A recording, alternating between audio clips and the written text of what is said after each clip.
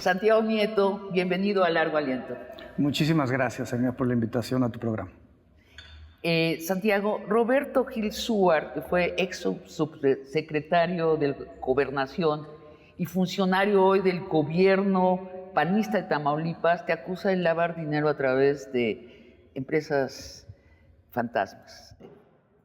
¿Qué hay de cierto en todo esto? A ver, es falso, es ridícula la acusación.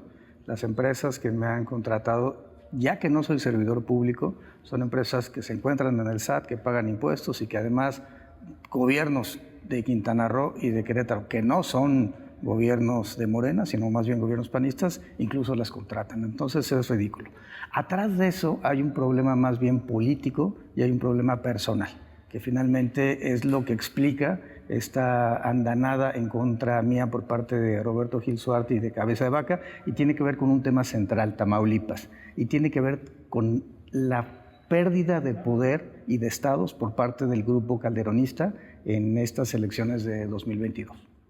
Bueno, vamos por partes. Nos soltaste un paquete muy extenso. Para empezar, ¿cuáles son tus empresas? ¿Qué haces tú? ¿Qué trabajos haces para quiénes?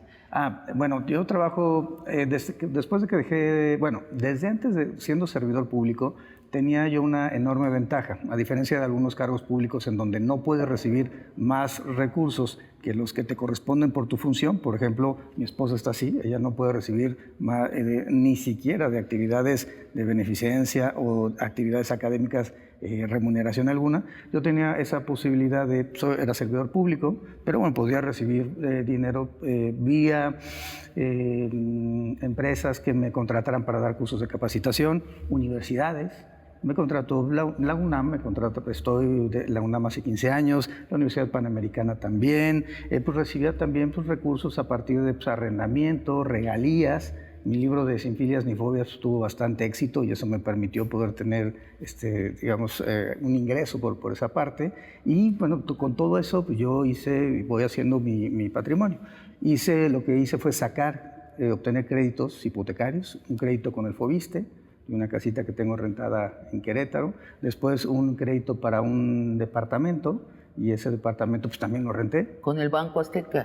No, ese con HSBC, en realidad con HSBC. Y finalmente, entre mi esposa y yo sacamos un crédito hipotecario con Banco Azteca, que por cierto sí da créditos hipotecarios, digamos, no es su... Y además venden casas como venden licuadoras y refrigeradores y televisores. Y ahora que no eres funcionario público, sigues sigo recibiendo labores. En la parte de asesoría y en la parte académica, pues sigo recibiendo recursos porque pues, de algo tengo que vivir. El servicio público es algo que a mí me apasiona, que me gusta mucho, pero pues, evidentemente no, al dejar el servicio público, además cualquier, educación financiera te lo dice, siempre debes de tener más de un ingreso pues, para poder sobrevivir, sobre todo si pierdes tu ingreso principal. Ahí está la libertad de muchos de nosotros, tener más fuentes de ingresos que una sola. Santiago, ¿cuál es el problema personal con Suart? Bueno, el tema es que mi esposa en su momento fue esposa de Roberto Gil Suart y eso pues le ha molestado de manera permanente, ¿no? Ese es un buen punto de dolor en la relación entre ustedes. Y el problema político, vamos a entrar al problema político. Roberto Gil Suart ahora es parte del gobierno panista de Tamaulipas, ¿correcto? Sí. ¿Qué hace allí? Bueno, él en realidad es el asesor jurídico más importante del gobierno del estado de Tamaulipas y es una especie de gestor. Es quien lleva empresas para que sean contratadas por el gobierno y hace proyectos, por ejemplo, de energía eólica, ¿no? Este proceso de transformación que tuvo Tamaulipas fueron impulsados por ellos dos, pero con una vertiente negativa. Digamos, la parte positiva son las energías limpias. Creo que todos estamos a favor de las energías limpias. No encontraría yo a nadie que dijera que no. Sin embargo, el tema es dónde se montan, sobre todo en Tamaulipas, que es un espacio que geográficamente funciona para poder tener la energía, condensar la energía del aire. ¿Dónde se montan? En los ranchos, por ejemplo, en el rancho de Cabeza de Vaca, ranchos de prestanombres, en toda la zona de Soto de la Marina. ¿De qué tamaño es el rancho? Bueno, alguna senadora del PAN me dijo que tuvieron un evento, una plenaria del Partido de Acción Nacional en ese lugar y que tardaron media hora de llegar de pie de carretera al centro del rancho donde fueron la comunidad. No a pie, no a pie, sino en coche. En coche, exactamente. Entonces es una propiedad muy, muy grande. Media hora en coche, por lo menos uno de los diámetros para llegar a la casa que está allí. Esto, es decir, el gobernador se planta a sí mismo con dinero público un parque eólico, es lo que estás diciendo. Desarrolla un esquema de energía eólica y termina llevando a empresas holandesas y españolas a operar en los ranchos de sus prestanombres, de sus colaboradores, de sus amigos, y esa solamente es una parte. O sea, pero sí estás afirmando que con dinero público se plantaron allí parques eólicos. Y la energía que se genera, ¿quién la cobra? A ver, ellos terminan vendiéndola. Ellos mismos la venden. O sea, el gobierno les paga poner el parque eólico y también se las compra. Sí, se las compra. En un principio ellos las vendían a los particulares. Negocio, ¿no? Por eso ellos se opusieron tanto a la reforma eléctrica. No era, insisto, no era un tema de energías limpias. Lo que no querían es que fuera el CFE el espacio que tuviera que al final comprarles.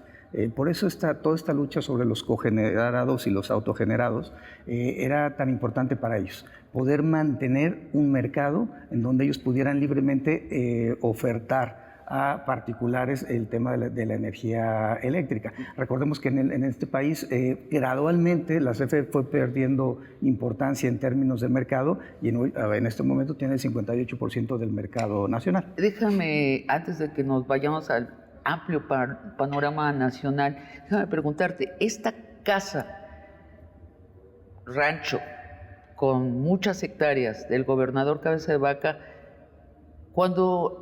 ¿desde cuándo es suya? ¿Desde antes que él fuera gobernador o es desde que es gobernador? Hay un proceso, porque además es un proceso interesante. ¿Quién es Francisco Cabeza de Vaca? 1986 es detenido en Estados Unidos con 3 personas más por robo de armas. De entrada, en Texas. Incluso hay una fotografía con su ficha sinaléctica, creo que es algo que se ha hecho público. ¿Robo de armas? Robo de armas. ¿Pero qué cantidad de armas? Robaron dentro de un vehículo un par de armas que se encontraban ahí, 4 amigos. Vehículo, nada más. Pero se llevaron las armas. Pero el tema es 98 a 2000, las 3 personas que lo habían acompañado en ese robo mueren, todos por homicidio doloso, todos son acribillados en Tamaulipas, justamente en ese periodo donde él empieza su carrera política. En el año 2000 llega a ser diputado federal, 2003 llega a ser presidente municipal. Hay también datos de que en un evento suyo en el parque de béisbol en Reynosa termina repartiendo propaganda y despensas, etcétera, y entre las despensas vienen fotografías de Ociel Cárdenas, en ese momento líder del Cártel del Golfo. Diciendo, estas despensas se las manda Ociel. Se las manda Ociel, el Cártel del Golfo, y algo muy importante. Es en Tamaulipas precisamente, y particularmente en Reynosa, donde los Zetas adquieren fuerza propia y se separan del Cártel del Golfo. Y terminan conquistando primero 5 estados y después viene este proceso que todos denominamos la guerra, que ha sido una de las etapas más violentas de la historia. La guerra contra el narco de Calderón. Exactamente. Y eso significó, por ejemplo, el incremento de desaparecidos en Coahuila y el incremento, por ejemplo, de desaparecidos y de muertes en Ciudad Juárez, entre otros lugares de la República. Pero lo que estás especulando es muy grave, es que este señor que se ostenta como panista estaba en la guerra contra el narco del lado del narco. En algún momento se lo llevan incluso a Calderón para ser candidato a gobernador y Calderón no lo acepta, o hay información. No acepta a Cabeza de Vaca. A Cabeza de Vaca. Y termina, claro, en ese tiempo siendo director de Coret.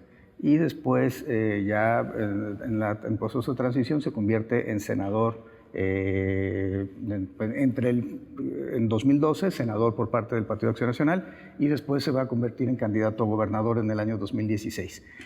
En todo ese lapso, ¿qué tenía él? En realidad una empresa y su familia política, pues era una familia con dinero, con recursos. Él tenía una empresa que vendía chamoyadas y a partir de ahí empieza a generar los ingresos que hoy le permiten a esa familia tener 28 inmuebles entre México y Estados Unidos, en Mission, Texas, en McAllen, en Dallas.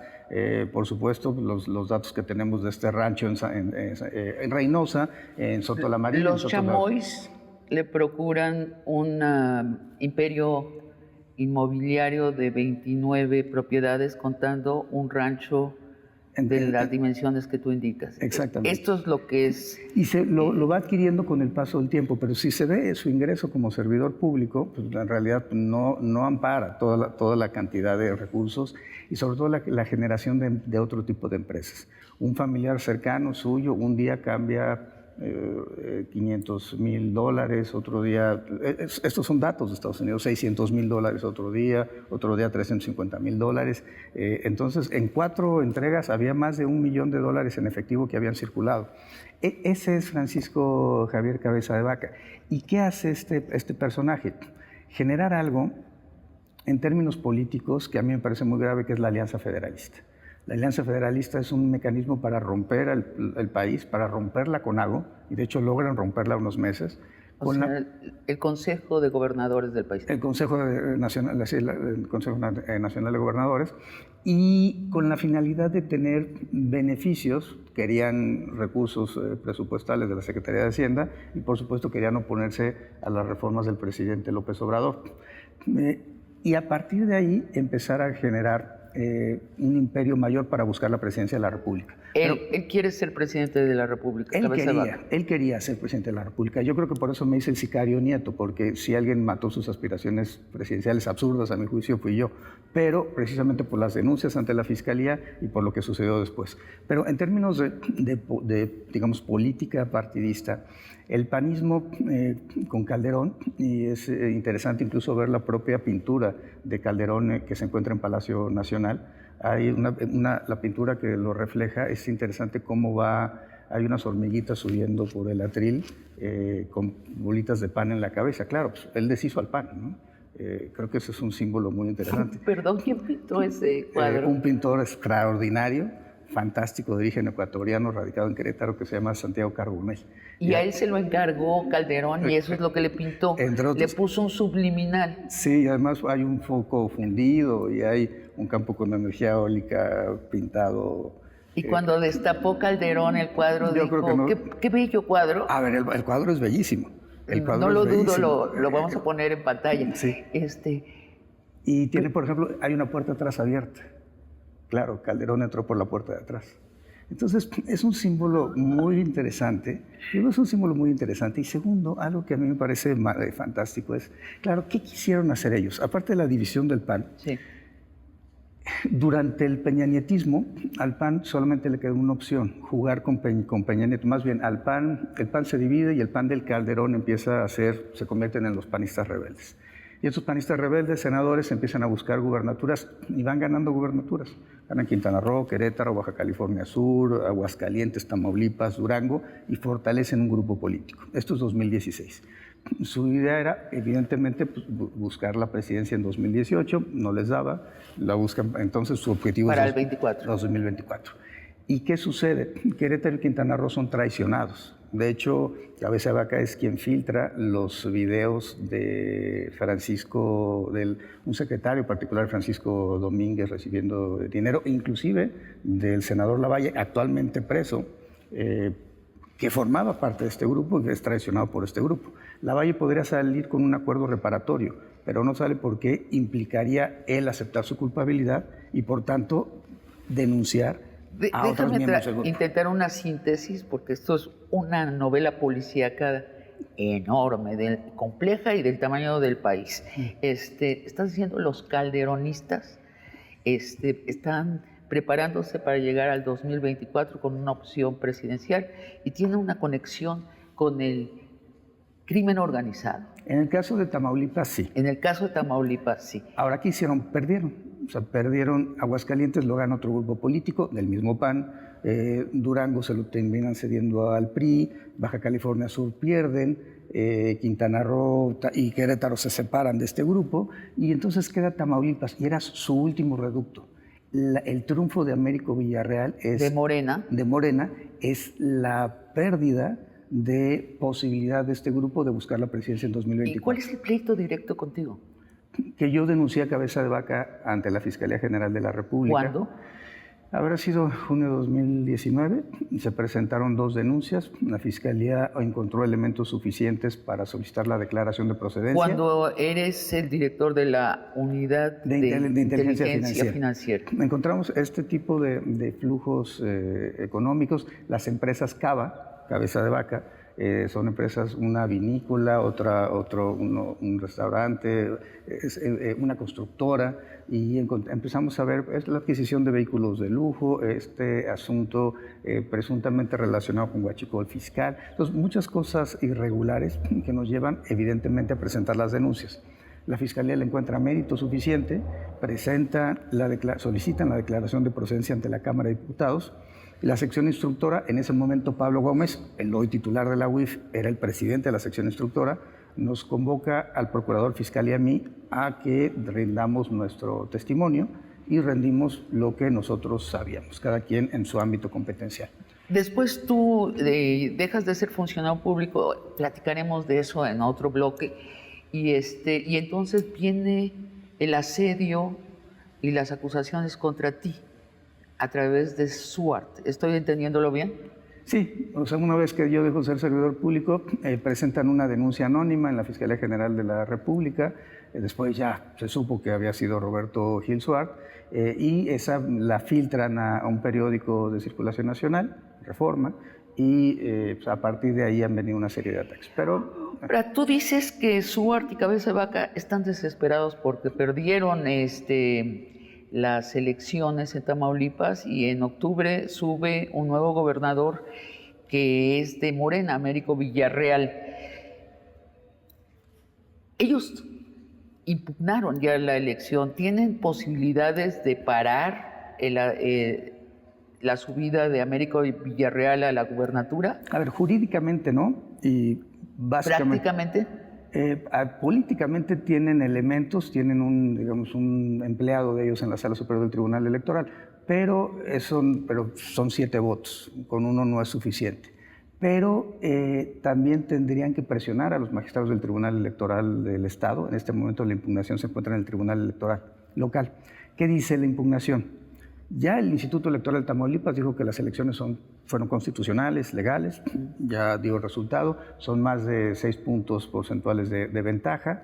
¿Qué podrían hacer? Se llama recurso de inconformidad, plantean la nulidad de la elección, pero ¿qué es lo que están invocando? 3 cosas. Uno, que los servidores de la nación fueron representantes de Morena en las casillas. Primero, no está prohibido, cualquier persona puede formar parte, ser un representante de casilla, claro, hay que ser ciudadano mexicano, tener su credencial de elector. Y además, a ver, ¿qué puede hacer un representante de un partido en una casilla? Pues tomar nota, o sea, no va a poder manipular la elección, hay observadores electorales, los ciudadanos, los vecinos son los que toman. No le ves mérito, ni por venir a esta obstrucción del ascenso de Américo Villarreal a la gubernatura. Ahora te pregunto, ¿no existe la posibilidad que Américo Villarreal diga borrón y cuenta nueva? Señores, vénganse a tomar un café a la Casa de Gobierno, hacemos un pacto de seda entre el PAN y Morena y todo limpio. Te lo pregunto porque es la típica... el típico trato que están teniendo los nuevos gobernadores de Morena con los viejos gobernadores del PAN o del PRI. Sí, pero a diferencia de, pienso, de por ejemplo, otras Quintana Roo, latitudes. Hidalgo, Oaxaca, donde ¿Sí? Los gobernadores, no sé qué esté pasando en Aguascalientes y Durango, donde los gobernadores están ya en la entrega-recepción, la ley lo establezca o no todavía. En Tamaulipas no, la posición ha sido que no van a aceptar nada y que como la ley les permite empezar un mes antes la entrega-recepción, no van a hacer nada hasta que empiece septiembre. Ahora te pregunto, ¿qué quieres tú como persona de leyes que eres, que has sido, ¿Qué quieres que haga el nuevo gobernador Yo de creo Morena? a ver, yo diría dos cosas. Conozco a Américo Villarreal y creo que si una persona ha sufrido a Cabeza de Vaca es precisamente él y su entorno. Cabeza de Vaca, vía su fiscal, buscó órdenes de aprehensión en contra de los presidentes municipales de Morena, en contra de los familiares de Américo Villarreal, en contra, digamos, se metió con su familia, con su entorno cercano. Y creo que la población de Tamaulipas votó por un cambio y votó también por hacer justicia. Fue el estado que mayor participación tuvo de los 6, y esto es importante. ¿Qué sucede cuando la gente sale a votar? La oposición gana. Cuando sale a votar fuera, más allá del estándar. ¿Y qué significó eso? Que la población fue a votar a pesar de las movilizaciones y a pesar de la presencia de la delincuencia organizada. Ellos acusan de que la delincuencia organizada participó en favor de Américo Villarreal, pero en realidad, desde 2016... La gente fue a votar consciente que estaba votando por la posibilidad de justicia. Sí. Eso pasó en Tamaulipas, creo que fue muy obvio, se detectó mucho, como dices, fue el estado con mayor proporción de votación. Santiago Nieto, ya que estás en largo aliento, no quiero desaprovechar la oportunidad de que hablemos precisamente del estado de la justicia en todo el país. En el 2018, cuando una mayoría votamos por Morena, queríamos precisamente un cambio en el estado de la justicia en el país y te queremos preguntar sobre ello, pero te pido que sea luego de una pausa. Perfecto. ¿Cómo te explicas que no haya un caso contra Peña Nieto? Yo creo que ha faltado voluntad. Hay dos elementos. Uno, la voluntad política. Te lo pregunto Y dos, directo. el diseño institucional. ¿Es una instrucción de la Presidencia de la República, o sea, de López Obrador, no se remuevan las aguas, o es una falta de voluntad de las instituciones? Yo creo que hay una falta de voluntad de las instituciones, pero también creo que ha sido claro el presidente López Obrador en el sentido de que él no quiere generar nada contra los expresidentes.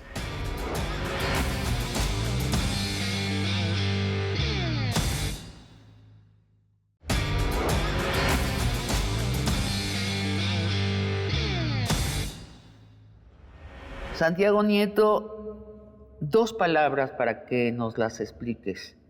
Gertz Manero. Pensamos distinto. Tú y él piensan distinto. Gertz Manero es el fiscal general de la República. Llevamos 4 años en que nos hemos enterado de cosas asombrosas sobre nuestro fiscal de la República. Tiene una fortuna muy grande que no ha sido explicada, no digo que no sea explicable, pero no ha sido explicada. Ha manejado la Fiscalía como una fuerza privada para resolver venganzas familiares y no mete a nadie a la cárcel si no es mujer y de su familia política. Explícanoslo. Yo creo que, tenemos dos maneras distintas de ver el derecho penal, los derechos humanos, los derechos de las mujeres, la vida, el derecho constitucional. Somos dos formas incompatibles de pensar. Yo creo que el sistema procesal penal acusatorio está diseñado para abatir la impunidad. Y México sigue siendo, desafortunadamente, un país donde la impunidad permea. 98, en el sistema tradicional, el inquisitivo, teníamos datos de la propia PGR en ese momento, 98% de impunidad, porque solamente alcanzamos al 2% de sentencias condenatorias. No es que permea, sino que a veces permea la justicia en un estado general de impunidad, ¿no? De impunidad, exactamente. ¿Y por qué no hay? ¿Por qué hay impunidad? Digamos, ¿por qué hay corrupción? ¿Por qué tenemos feminicidios? ¿Por qué tenemos trata de personas? ¿Por qué hay tráfico ilícito de migrantes? ¿Por qué el tráfico de drogas, delitos contra la salud aumentan? La violación ha aumentado. La pornografía infantil ha aumentado. ¿A qué se debe esto? Evidentemente a la impunidad. Si no se lleva a los responsables frente a los tribunales, entonces no vamos a mandar los mensajes sociales. Y tiene que ver con la forma de entender la procuración de justicia.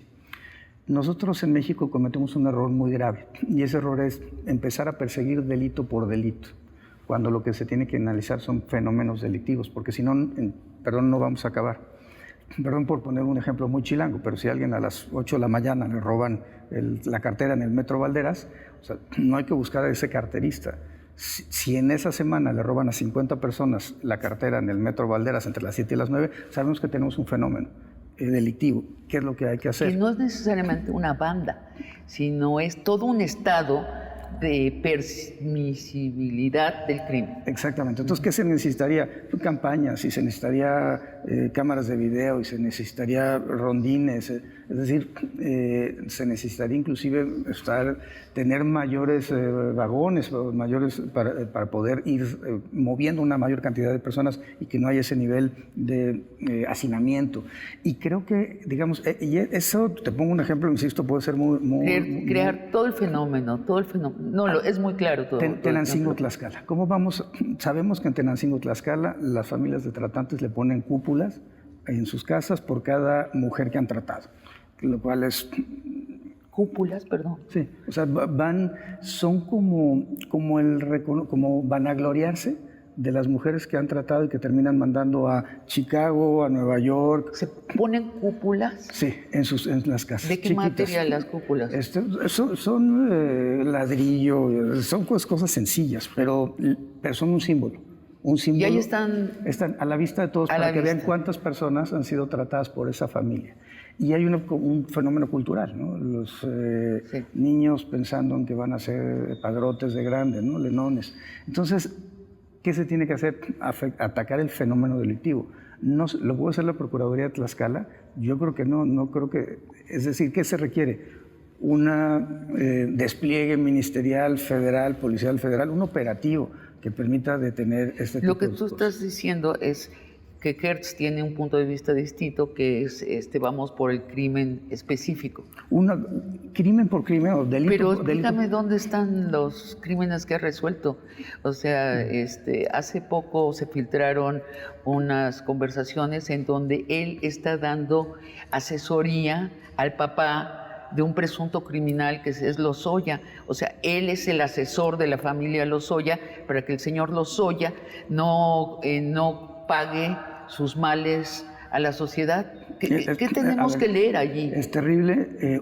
Digamos, la función de fiscal tiene que ponerse, por naturaleza propia, hay una función imparcial per se, que es el juez, el juzgador, la juzgadora, el juez, la jueza. Pero el fiscal, por naturaleza, tiene que ponerse del lado del denunciante. Tiene que hacer la investigación del denunciante. Puede ser que el denunciante no tenga razón, pero bajo ninguna circunstancia puede ponerse del lado del imputado. Y lo que vimos en esas grabaciones es que estaba dando instrucciones, recomendaciones, y eso es incompatible con la función. Parece ser como que en México le tenemos pánico a los malos, ¿no? Uh-huh. Hay que hablarlo con toda claridad. Lo que estamos viendo es un fiscal general de la República dando asesoría para que no se cumpla la justicia. Sí, para que tenga un mejor trato procesal el señor Lozoya, que además a mí de entrada me pareció irregular. Desde que llegó el señor Lozoya a México, mi punto era muy claro, debió de haberse imputado en vez de asociación delictuosa, delincuencia organizada, no se le dio de haber dado un criterio de oportunidad porque no dio ningún elemento adicional o prueba que permitiera acreditar sus dichos. Y además el Código Nacional de Procedimientos Penales te permite un criterio. ¿Y cómo te explicas que no haya un caso contra Peña Nieto? Yo creo que ha faltado voluntad. Hay dos elementos. Uno, la voluntad política. Te lo pregunto. Y dos, el diseño institucional. ¿Es una instrucción de la Presidencia de la República, o sea, de López Obrador, no se remuevan las aguas, o es una falta de voluntad de las instituciones? Yo creo que hay una falta de voluntad de las instituciones, pero también creo que ha sido claro el presidente López Obrador en el sentido de que él no quiere generar nada contra los expresidentes. Pero incluso hubo una consulta. La consulta, pues para mí, aunque no alcanzara la mayoría que establece la Constitución, en México no tenemos cultura de consultas populares. Yo espero que esto poco a poco vaya avanzando, porque además es un mecanismo de democracia directa. Pero yo creo que con los elementos que había y con esa votación era suficiente para que las instituciones empezaran a hacer el análisis. ¿Y crees que las instituciones sí tienen los instrumentos para hacer justicia, solo que no tienen la voluntad? Yo creo que los instrumentos existen, por supuesto. ¿Y cuál es la falta de voluntad? ¿Que son comprados? Yo creo que hubo un proceso... ¿O son unos indolentes? No, las instituciones... A ver, hubo un proceso durante todo el peñanietismo de captura de las instituciones, inclusive durante el calderonismo también. Se buscó que fueran ministros ad hoc, jueces ad hoc. Los jueces de control de la Ciudad de México fueron muchos de ellos puestos ad hoc para evitar que hubiera cualquier tipo de complicación para la clase política. Un tema, violencia política en contra de las mujeres. Me acuerdo que alguna vez las senadoras de todos los partidos en el peñanietismo me pidieron que fuera a hablar con Castillejos para decirle cuál era la problemática que teníamos en varios estados de la República con las denuncias que yo tenía en FEPADE. Fui, le expliqué y la respuesta de Castillejos fue: no, porque no voy a permitir, textual, que una magistrada loca como la hija de la ministra Sánchez Cordero actúe en contra de la clase política mexicana. Y por eso no hubo delito de violencia política de género hasta el año 2020. Santiago, es tan vasta el mundo de nuestra corrupción, como decía, es más el territorio, la corrupción, que la justicia.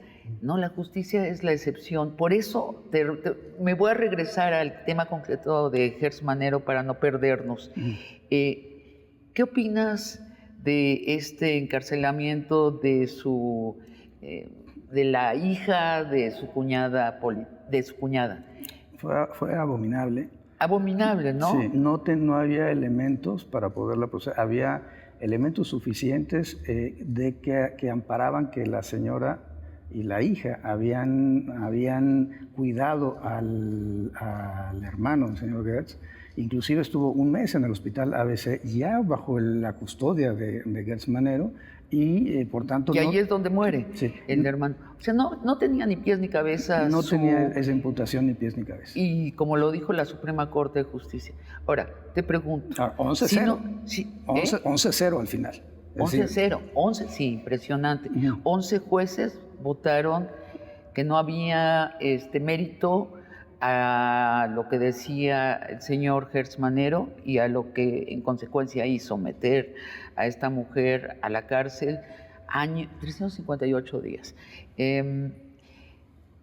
Solo ese caso ameritaría que el señor Gertz Manero ya no fuera el fiscal general de la República, que no haya solo las cintas en donde lo escuchamos hablar con el papá de una persona acusada de un desvío de fondos, por lo menos de $10 millones, que yo creo que es una inocentada pensar que solo fueron $10 millones, pero solo ese ya bastaba también para que se le pidiera al señor Gertz Manero que se fuera.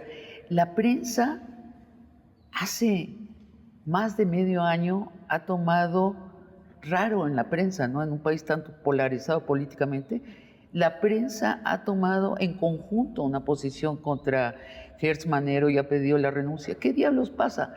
La única persona que le puede pedir su renuncia es el presidente del país.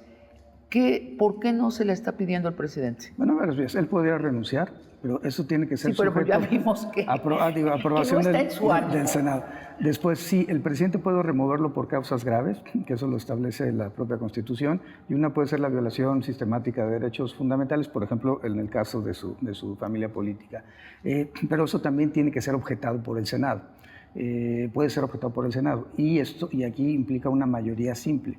El Senado en este momento tiene un conflicto interno, no solamente entre grupos políticos, sino al interior de los propios grupos políticos, entonces no sabemos qué pasaría honestamente ahí. Y tres, la otra cuestión es juicio político, por supuesto, pero para eso requería que la Cámara de Diputados y Diputadas generara en la sección instructora el procedimiento correspondiente para después pasarlo al Senado de la República. No, yo creo que lo que tenemos que hacer es un observatorio ciudadano, estar como muy presentes de qué cosas. Primero, el plan de persecución penal. El plan de persecución penal no está siendo seguido y ni siquiera es un plan de persecución penal, digamos, lo suficientemente robusto para atender la problemática del país. Dos, el servicio civil de carrera. Nuestro servicio civil de carrera ministerial está prácticamente muerto. No hay estímulos, no hay ascensos, no hay concursos. Es muy poca la posibilidad que tienen las y los ministerios públicos de subir. Tres, la fragmentación de las investigaciones. tenemos investigaciones fragmentadas porque cada área de la Fiscalía tiene su propio control institucional y tiene su propio control informativo. Y eso pues, nos genera siempre un problema de no poder atender, insisto, el fenómeno delictivo. Y yo creo que se requieren casos paradigmáticos. Yo creo que sí, este es el caso, es un caso y toda la sociedad te está pidiendo que sea un caso paradigmático. Si no podemos tener una justicia sistemática, por lo menos empezar por casos paradigmáticos que nos den esperanza y luces de hacia dónde vamos. Te hago otra, tenemos tanto que hablar contigo, Santiago. Te pregunto otras dos palabras, Julio Scherer. ¿Qué? Bueno, sentimientos encontrados. De nuevo. Sí, a ver, yo con Julio trabajé muchas cosas, estuvimos en muchos temas con el presidente juntos, teníamos intercambio de información, él convocaba a los gabinetes de judicialización, que creo que fue una muy buena idea, para poder integrar todas las voces en algo que los norteamericanos llaman task force. Eso es lo que Julio hacía. Ahora, él fue el que llevó a Gertz a ser fiscal. Eso también... O sea, lo que se acusa a Julio Scherer es que creó una red personalísima alrededor del Palacio Nacional de influencias de gente suya. Uno de ellos es Gertz Manero, y que le hizo la guerra a los que estaban fuera de esa red para completar su red. Y allí no entramos todavía nada ilícito, son guerras de poder. No nos distraigamos con lo ilícito porque no nos da los 15 minutos que nos restan del programa. Pero lo que sí vemos los ciudadanos, las ciudadanas, es que nosotros votamos por un cambio de un México donde empezara una lucha clara en pro de la justicia y contra la corrupción, que empezara. Creo que nadie se imaginaba que en cosa de 4 años el país iba a volver un paraíso de leyes. No íbamos a ser Suecia en 4 años, pero no vemos tampoco ese claro camino hacia una transformación. Te quiero preguntar en nuestro siguiente y último bloque esto, el estado de esa guerra por ser un país justo. Es más, te lo quiero personalizar. Al inicio del sexenio, los que estábamos fuera del gobierno, pero atentos a lo que es el gobierno, veíamos 3 mosqueteros en contra de la corrupción. Santiago Nieto, Julio Scherer y Gertz Manero. ¿Qué demonios pasó? Te lo pregunto de nuevo a la vuelta de una pausa. La versión publicada, Santiago, es que el presidente López Obrador te despidió de la Unidad de Inteligencia Financiera porque invitaste a detractores de su gobierno a tu boda. Así es. Vi el mensaje de que la boda era ostentosa y yo entendí que pues era importante no generar un mayor problema al presidente, ser leal, y presenté mi renuncia. Pensé que lo más importante era el proyecto.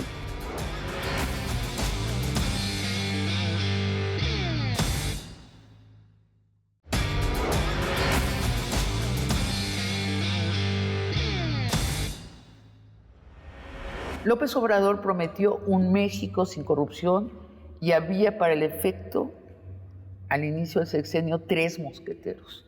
3 mosqueteros contra la corrupción: Santiago Nieto, Julio Scherer, Gertz Manero. Resultó que los 3 mosqueteros se pusieron en lucha entre sí. Ha sido una serie de duelos entre espadachines. ¿Quién atacó primero, Santiago? Yo creo que Gertz terminó traicionando a Julio Scherer. Y creo que eso es algo que le va a pesar a él y es algo que reivindica Julio Scherer. Creo que es muy claro la posición del juez Delgadillo cuando señaló que había sido una imputación ficticia respecto a la operación de Julio. Gertz tiene filias y fobias personales. Claro, en las fobias pues, estamos su familia política, Julio, yo, otras personas. Pero yo creo que más importante de ello es que institucionalmente, qué es lo que se puede hacer a partir de ahora. Creo que las fiscalías locales pueden ser el mecanismo, la mecánica para poder empezar a generar casos de combate a la corrupción. Creo que la Fiscalía de Tamaulipas, cuando venga la transición, será importante para ello. Pienso que la Fiscalía de Hidalgo también puede ser un buen mecanismo para poder presionar y combatir la corrupción, sobre todo en el ámbito estatal. Y inclusive Quintana Roo y Oaxaca, ¿no? Eso no tengo la menor duda. Disculpa que te interrumpa, Santiago, pero lo que me estás planteando, te voy a decir la imagen que me da. Hay un gran buque que se llama la Fiscalía General de la República. Lo que estás aconsejando es que los barquitos que tiene dentro de la Fiscalía se bajen en la noche, sin que se dé cuenta el gran barco, y traten de hacer algo. Oye, no, yo como ciudadana, disculpa mi francés, me encabrono mucho cuando oigo así. O sea, ¿por qué defender a un fiscal que no está funcionando? Nos tiene que hacer al resto del país andar de puntitas. Ahora mismo que te lo estoy preguntando, estoy segura que otras personas en la prensa se achican cuando llegan a eso. ¿Por qué? No, a ver, yo no defiendo al fiscal. Yo creo que sí urge un cambio en la Fiscalía. También ya vimos cuáles son las opciones jurídicas. Sin embargo... Supongamos que es culpable de nada. Ya nada más el desprecio de la Fiscalía la inhabilita para tener un camino. El sistema acusatorio permite resolver los asuntos no solamente por un juicio oral, es decir, no requiere sentencia condenatoria. Puedes tener un procedimiento abreviado, porque lo que buscas es la reparación del daño a la víctima. Puedes tener una suspensión condicional del proceso, puede haber un acuerdo reparatorio, ¿La víctima etcétera. somos México? Dependiendo del tipo de delito, pero por ejemplo en los casos de corrupción, sí, toda la sociedad, por supuesto. Claro, por supuesto. Y es lo que estamos diciendo, y lo estamos diciendo de viva voz muchos, estamos diciendo ya basta, sí, no nos importa la relación del fiscal general con el presidente, con la esposa del presidente, con su primo, no nos importa, nosotros somos las víctimas. Sí, y el tema es que tenemos 95-96% de impunidad con el sistema acusatorio. Las proyecciones eran para que en este momento pues ya estuviéramos en 88. ¿Tú crees que al inicio del sexenio sí había la voluntad y después se enredaron las cosas porque el fiscal general se empezó a pelear contra el consejero jurídico? ¿Eso es lo que pasó? Yo no dudo que hubiera la voluntad del presidente de la República. Por supuesto que el presidente de la República tiene la voluntad de combatir la corrupción hoy en día, inclusive, no solamente al inicio, sino es parte de su, no Pero solamente su bandera. Pero su equipo se deshizo. Hay una fragmentación en el equipo, por supuesto, y eso queda muy claro, y ahí hubo salidas importantes, mencionaste a Irma Heréndira, está Julio Scherer también, pero yo creo que más allá de las personas, el tema es que las instituciones funcionen. Sí. Y la unidad tiene que seguir funcionando, la Secretaría de Función Pública tiene que seguir funcionando. ¿Y no están funcionando? No, yo creo que Función Pública está así. Además, Función Pública ha concentrado otro tipo de facultades que no tenía la administración anterior. Si seguimos con el 98% de la impunidad, es como si me dices, un pueblo llega a 2 casas la luz y a 1000 no, pero sí llega la luz. No, pues sí llega la luz, pero llega a 2 casas. Así estamos actualmente, y sí estamos muy embroncados. Necesitamos Mira la metáfora de encabronados, embroncados. Sí, necesitamos modificar muchas cosas, pero por eso yo planteaba, la Fiscalía General de la República tiene que quedarse a resolver los grandes casos, es decir, no puede absorber toda la capacidad de combatir la exigencia delictiva, porque para eso tienes también a las 32 entidades federativas, y hay muchos delitos, que son sobre todo los que más lesionan al ciudadano, que serían del fuero común, ¿no? Estamos hablando de robo, estamos hablando de los delitos de naturaleza sexual, es decir, ORPI, por ejemplo, no todos los estados lo tienen, pero sí lo tiene la Federación. Ahí es donde debes tener un área muy fuerte en materia de combate, por ejemplo, al lavado de dinero, temas de financiamiento del terrorismo, que afortunadamente en México no tenemos, pero y los temas de corrupción en el ámbito federal. Yo creo que, ahora, yo veo a la fiscal Mijangos haciendo su trabajo, veo al fiscal Ortiz Pinchetti viendo sus temas. Sí, el Sistema Nacional Anticorrupción es algo que tenemos que repensar. De entrada, la UIF, el SAT, tendría que formar parte porque si no tenemos la información fiscal y financiera, de nada sirve tener la información patrimonial, porque no sabemos realmente qué está pasando con una persona, con un servidor público, con una servidora pública. Se requiere tener registros de beneficiarios finales. Es algo que no hemos logrado generar en México, que Inglaterra está avanzando en ello. Necesitamos mayor control de personas políticamente expuestas, que es algo que en el sistema financiero hemos avanzado, pero no en otros sistemas. Las unidades de inteligencia patrimonial económica de los estados, tenemos 30 firmadas, de las cuales funcionan 8, 9, Ese también habla de la falta de el nivel de compromiso o la falta de compromiso de los gobiernos locales para combatir este fenómeno en un país federal como el nuestro. Completamente. La versión publicada, Santiago, es que el presidente López Obrador te despidió de la Unidad de Inteligencia Financiera porque invitaste a detractores de su gobierno a tu boda. Así es. Por eso te dijo adiós. A ver, yo diría dos cosas. Primero, pues hay personas que invitaron, fue una boda de 300 normal, personas. De 300 personas. De 300 hasta personas. Chiquita, diría otros miembros de la clase política, ¿no? Exactamente, hasta chiquita. Y además en Guatemala. Es más caro casarse en Cancún, en la Ciudad de México, etc. Sí. Había personas, hay que recordar una cosa, mi esposa es consejera electoral y por tanto no es una persona, es una persona que tiene vasos de comunicación con todos los grupos políticos y así tiene que ser, con todos los grupos sociales. Es un árbitro electoral. Y esta es una parte fundamental para todas y todos los mexicanos, la consolidación, el fortalecimiento. E invitó gente que no es del núcleo de la 4T. Que no es del núcleo de la 4T, así como yo invité personas de la 4T también. Y por supuesto la lista la hicimos los dos. Juntos, por supuesto. Pero también es un tema, México es más allá de su polarización. Este país, claro, todo polariza, todo nos divide, pero es algo que va más allá. ¿Te sorprendió la reacción del presidente, supongo? Si no te hubieras arriesgado. Vi el mensaje de que la boda era ostentosa y yo entendí que pues era importante no generar un mayor problema al presidente, ser leal, y presenté mi renuncia. Pensé que lo más importante era el proyecto del presidente y no las cuestiones en lo personal. Es lo que he insistido hoy. El asunto no son las personas, no es si estamos Julio, si estoy yo o si está Gertz, es que las instituciones funcionen para lo que fueron diseñadas. Pero si los capitanes de barco se distraen y confunden lo personal, sus luchas personales de poder con la lucha del país por la justicia, se arruina todo, ¿no?